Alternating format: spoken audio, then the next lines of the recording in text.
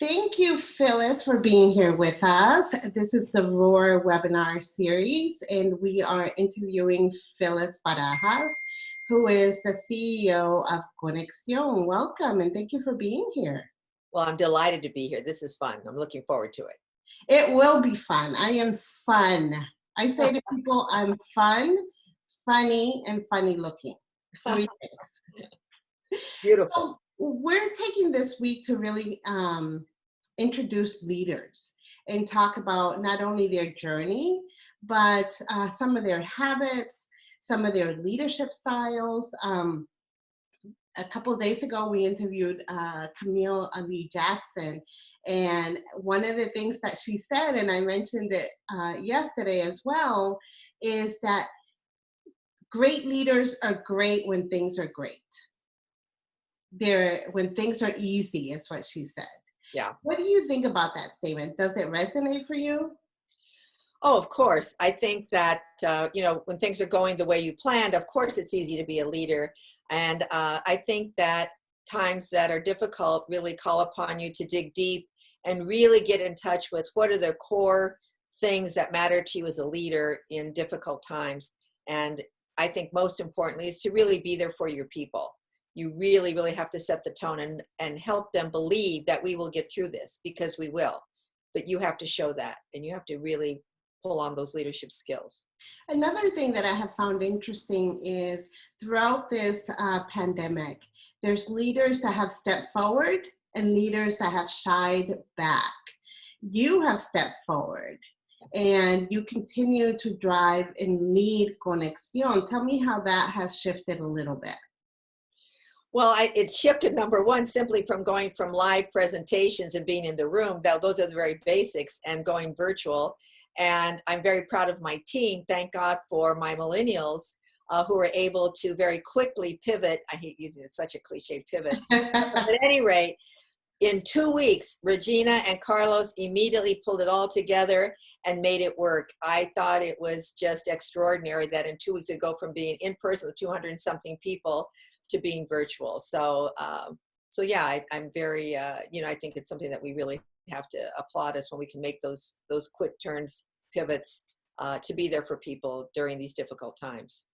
Now, I want to talk about some of your qualities that have made you a successful leader. I want you to think about the trajectory of your career and really think about what are the 3 qualities. Let's just say 3, because we can go on and on, right?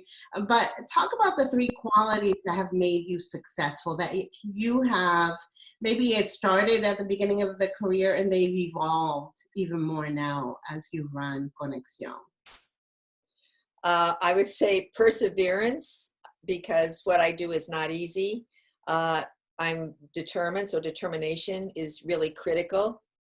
And a sense of humor, so that you don't get too heavy and weighed down. Sense of humor is a good one. I find that if you can make a little fun of yourself, it makes things a little bit easier. Like, how could I have done that? Why did I do that? Right. It makes it a little easier. So you talked about perseverance, sense of humor. What was the second one? I'm sorry. Determination. Determination. I think it's kind of the same, but yeah.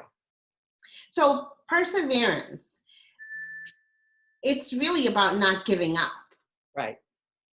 And that talks, if you think about where we're at in terms of the pandemic, you can give up, right? Or you can persevere. You can continue to do things and step forward. You're running some of your sessions, you said virtually, online, you're communicating with your team, you're still mentoring, all those things, right? Right. How about, when you think about determination and perseverance, there's always somebody that inspires you, right? I always think, I want to be funny, right? Supposedly I am funny, but that's just an example. But in terms of perseverance, When you think about people that inspired you, what do they look like? Who are they? Well, I mean, the person that inspires me is the woman after whom I'm named, Felicitas, who people know this. She was my grandmother, and when you had that question, uh, she actually when they came to the United States with the clothes on their back and worked in a migrant camp uh, from Mexico, so Nebraska, very cold and so forth. My father wanted to leave, and my grandmother said to him, "We worked too hard to get this far. We're not going back. You know, we have to continue. We have to pursue our goals." And so that's, I think, where the perseverance comes from, is that to achieve what we want in life, you have to stay the course. And then every step along the way, there's been situations in Omaha public schools where they try to shut down the program. And again, it was about the Mexican and Cuban community in Omaha, and I had to push through. And to this day, we're still pushing through, even with this pandemic. And who are the communities that are most negatively impacted? Still to this day, it's the Hispanic, Latino, Latinx community, whether it's Chicano, Puerto Rican, whatever it is. And I've been asked over the years, doesn't it bother you that you're still fighting the good fight? And I said, no, I'm just glad that I've been blessed with the brains and the energy to continue fighting the good fight, and hopefully others come along with you. But the perseverance and determination have been there. And as I think about it, when you ask the question, certainly my grandmother, who I never got to meet in person, but it's her legacy. You also have a lot of focus. I mean, one of the things that has always impressed me about you is how focused you are on the mission of Conexion. It's something that drives you. Yeah. Conexion, Yeah. talk a little bit about Conexion and why you started it. Well, I started it, ironically, over the years, the focus, you're right, I am focused on the Latino experience, except I didn't name it that.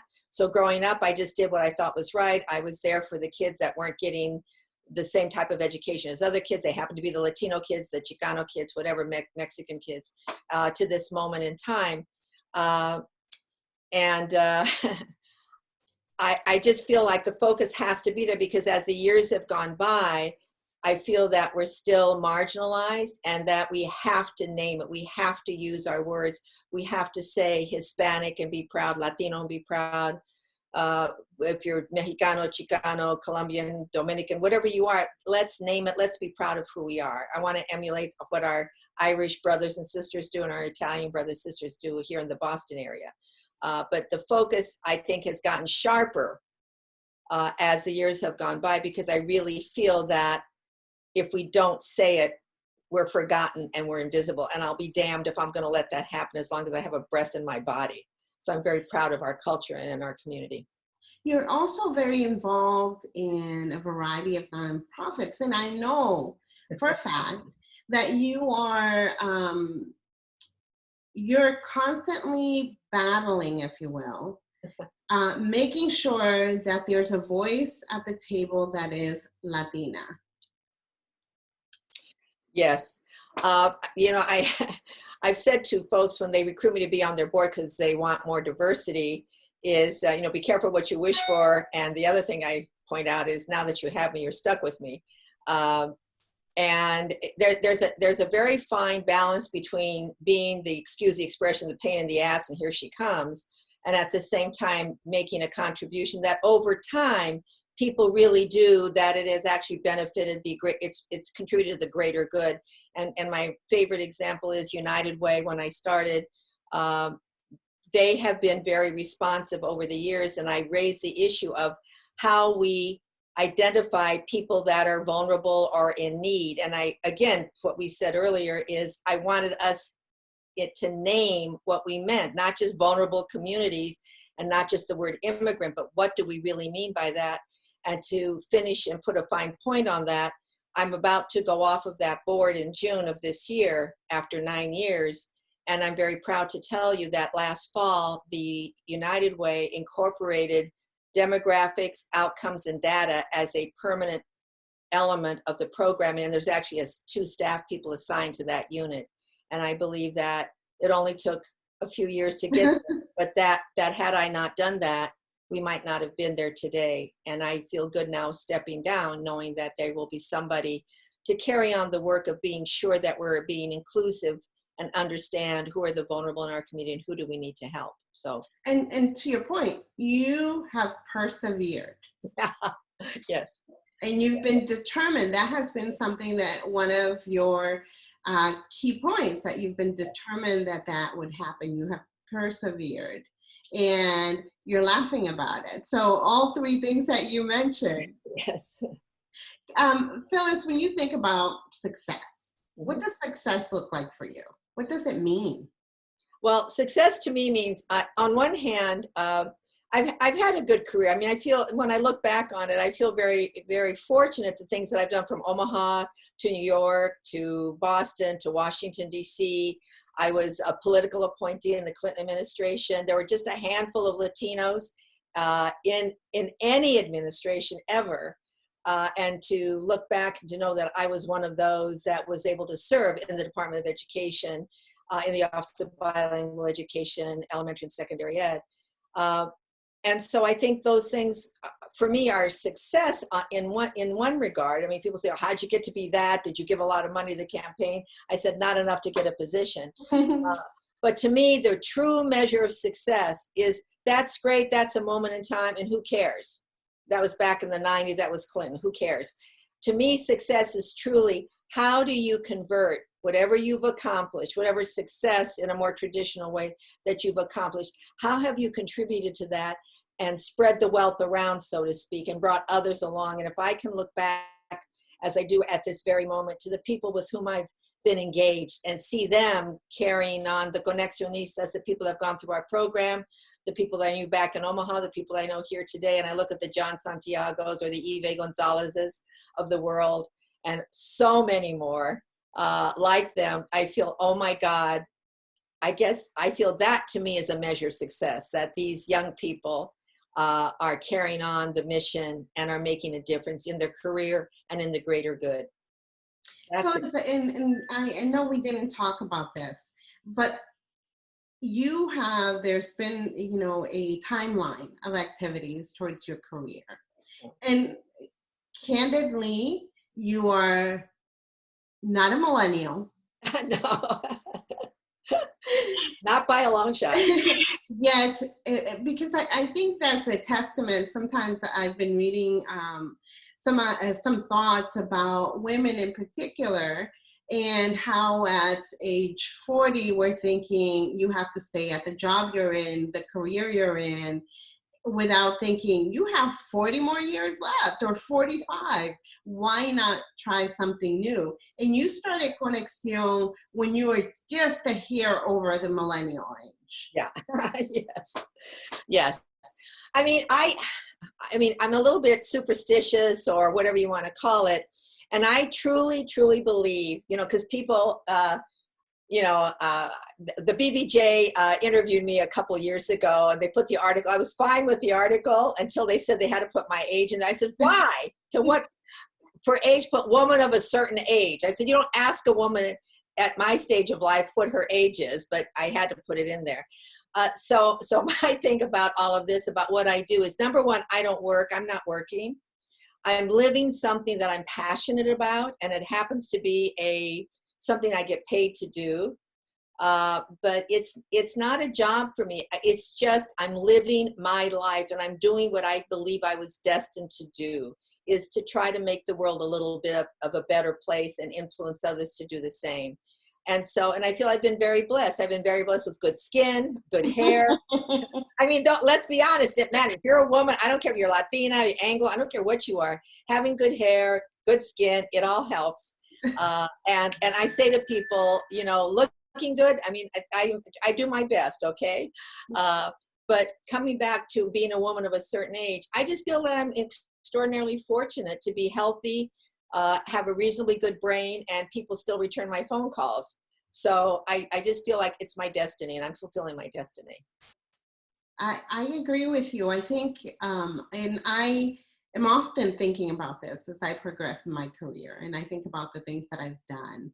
And this idea, because I've heard it more times than I care to admit, people saying, well, I've already spent X amount of years here. I might as well stay here an additional 15. And I think for me, that's like a jail sentence, Yeah. right? Especially if you're not doing what you want, what you love. Yeah. Yeah. No, I think, I mean, it's like, what is the point? I mean, you have to love what you do. You have to get excited when you get up in the morning and go to work. I mean, it has to get your juices going. And I love what I do. I really do. And I just feel so blessed when I hear other people talking about it. And we're doing this in Conexion. We talked to the Conexionistas about it's very, very important to know what your passion is, to know what you care about.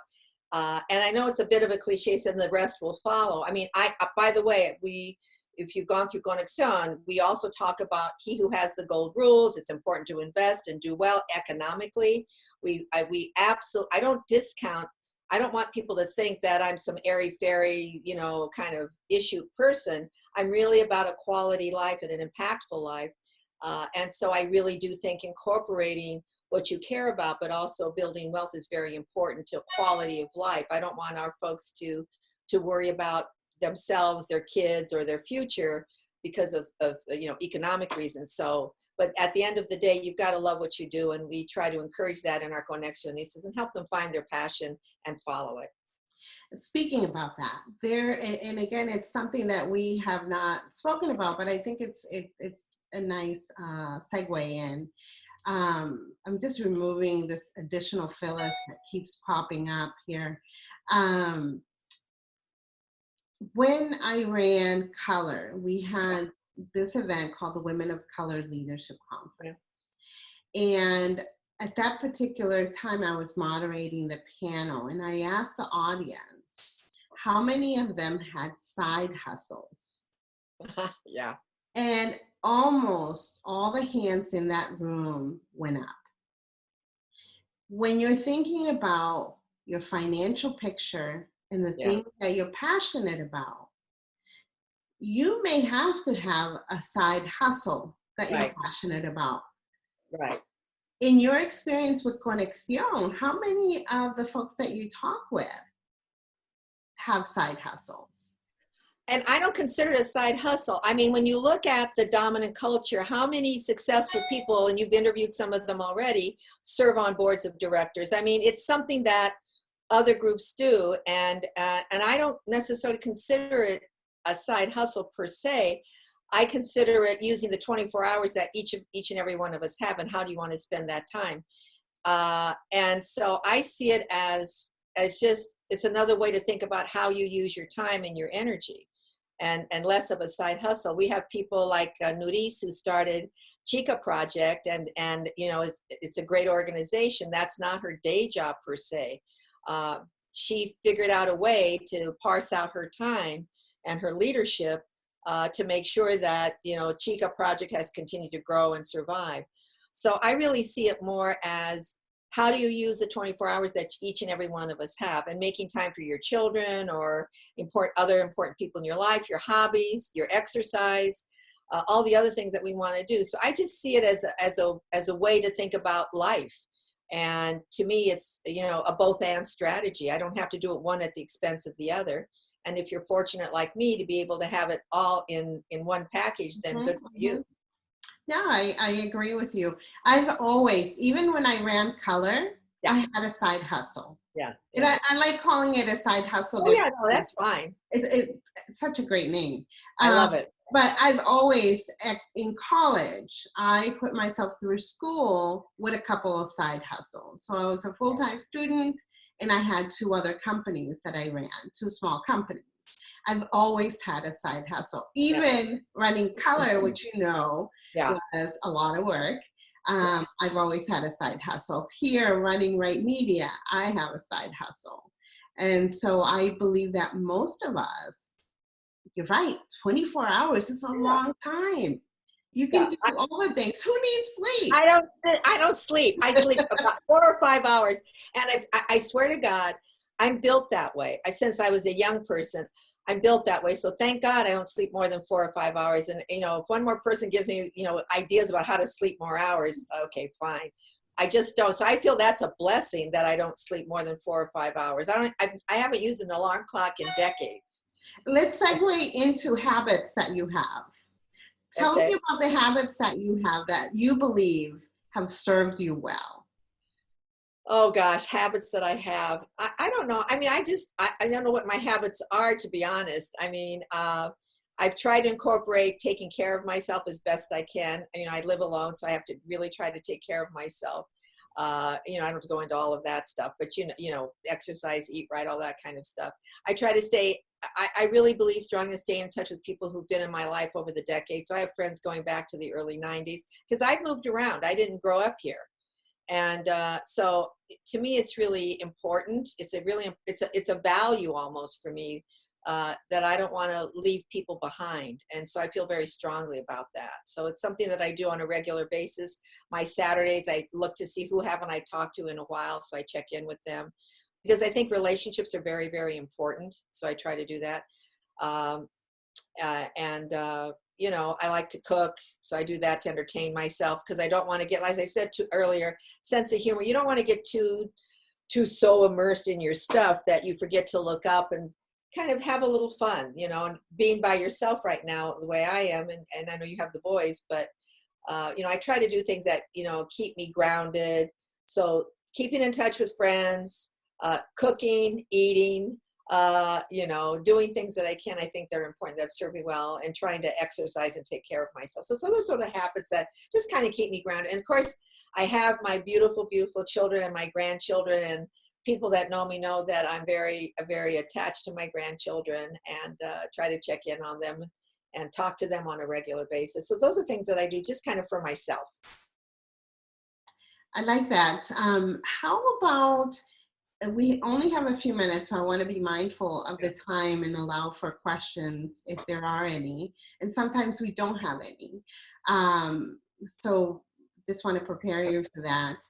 But people that have inspired you, I know for me, I have so many people that inspire me, whether it's the things that they do well or the things that they don't do well. Can you walk us through some of those inspirations for you? I mean, I'll go back to you know, again, as a Latina, I'll just own it. You know, my dad, of course, because he was amazing. He was 5'3", and over the years, when I talk about my father, and I do it, you guys all know me. You know, I talk about my dad, and one time a gentleman said to me years ago, he said something about my dad. I said something about my dad, and I said something about daddy was only 5'3", and he said, "Oh my God," he said, "the way you talk about him, you think he was 6'2", and I said, "No, 5'3". And I wish I had interviewed my father. I didn't, and I wish I had, because I don't know what made him do the things that he did that enabled him to have real impact in Omaha and influence many, many lives. When daddy died, people came to the funeral that my mother and I didn't even know that my father had helped along the way. So he was an inspiration because he was fearless, and the sense of humor. I remember one time when we went shopping, and some guy, the salesman, talked to my dad really loud, and I said, "He's not, you know, he has an accent. He isn't deaf. But when you have an accent, people talk to you really, really loud." And I said to Daddy later, "Didn't that make you mad?" And Daddy said, "No." He said, "Iha, you have to educate the people." So again, that has stayed with me all these years. I've never forgotten that. And also the kind of, he never let himself get out of control. He always stayed very centered, believed in himself, even though he was this short Mexican, indigenous looking guy. So he inspired me. And there's, you know, people like Eleanor Roosevelt and people like that inspired me along the way. We have a question, Phyllis, and that is, where do you see yourself in 5 years? That's a great question, right? When you think about it now, when I was younger, where do I see myself in 5 years? It was such a long way off, right? But in 5 years, what do you think you'll be doing? Well, see myself in 5 years alive. My granddaughter, Ava, she said to me, she calls me Abuela. She said, "Abuela," she says, "I want you to live to be really old." And I said, "Ava, I'm doing my best. I will try." So 5 years, I hope I'll be alive in 5 years, doing what I'm doing. What I hope to see in 5 years is that I'll be able to have Conexion, someone else running Conexion on the day-to-day, and enabling me to be out more around the country, doing more speaking to these issues that we see in Conexion, the issue of equity and access and so forth. So I hope they'll have a chance to do more speaking, more promoting of what we do in Conexion, and really being there for as an inspiration to others that come after me. I think about 5 years. I used to think 5 years was, again, a long time, but I'm thinking, wow, 5 years. That's a long time. That's, 24 times. Yeah, yeah. 365 times 5. That's a long time. Yeah. There's so many things you can do.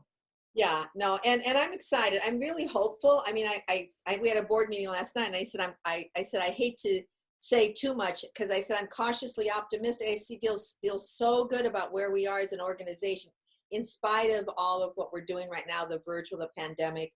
I feel hopeful. I feel that we can really make a difference in the lives of others, and I'm just so excited about the future. I really am very excited about the future, but I'm trying not to. I'm trying to just say, okay, let's just take it one day at a time and just be in the moment. But I am very hopeful and excited about the future. And I'm very hopeful for our community. Super. Anything else you want to leave us with? We have a few more minutes. I'm going to, again, leave it up for Q&A. Yeah, and I guess all I would say is my wish for every single person who is hearing this, that if you happen to be of Latin background, that for the love of God, be proud of who you are. I've said this many, many times. It starts with us. We have to be proud of us. And we have to be willing to name it. We have to be willing to be proud of our heritage. And whether it's a quarter of it or half of your heritage, whatever it is, be proud of it and speak to it and honor it. And honor those who came before. So that's my wish and my hope. And I'd leave that for others. And also for the others who aren't Latino, to see the greatness in our community. I want to add to what you just said in terms of really being proud of who you are, and also being proud of other people, right? Yeah. Making sure that, like you've done, you have really built roads for other people to follow. You have taken down trees, you have shoveled snow, you've done a lot to make sure that the people that followed your footsteps have had a better chance of success. Yeah. So for that, I'm going to thank you. I want to also let people know that you're going to be part of the ROAR conference that's coming up on June 11th that we'll start advertising soon. And I'm so excited because I also featured you in the ROAR If You Have to Book that came out in December. Great chapter on you. Again, you've been an inspiration to me, an inspiration to many. So thank you for all you do, Josefina. I'm very proud of you. I've watched your career as it's blossomed, and you're a role model for all of us. So thank you for all you do. I have one more question before you go. There's Angela Thomas. She says, I'm not Latino and I see the greatness of every community. Correct. Yes. I do too. Yes. Thank you, Angela. That's a great comment, because I think, to your point though, Phyllis, in order for you to see the greatness of others, you must see the greatness in yourself too. Yeah, you have to believe in yourself. You really do. We have to. And no, we see, I mean, our organization is diverse. Our mentors are diverse. And I always say we don't live in this world to get by ourselves, and therefore to engage with others. And that's why I always tell people, we called it Conexion for a reason. Conexion is Spanish for connections. So we're about making connections. So yeah. What's your website, Phyllis? www.conexion-all.org. And it's CONEXION-ALL.org. Thank you so much, Phyllis. As always, great to speak with you, and I will see you on June 11th, and hopefully we'll see some of you there as well. Thank you. Bye-bye.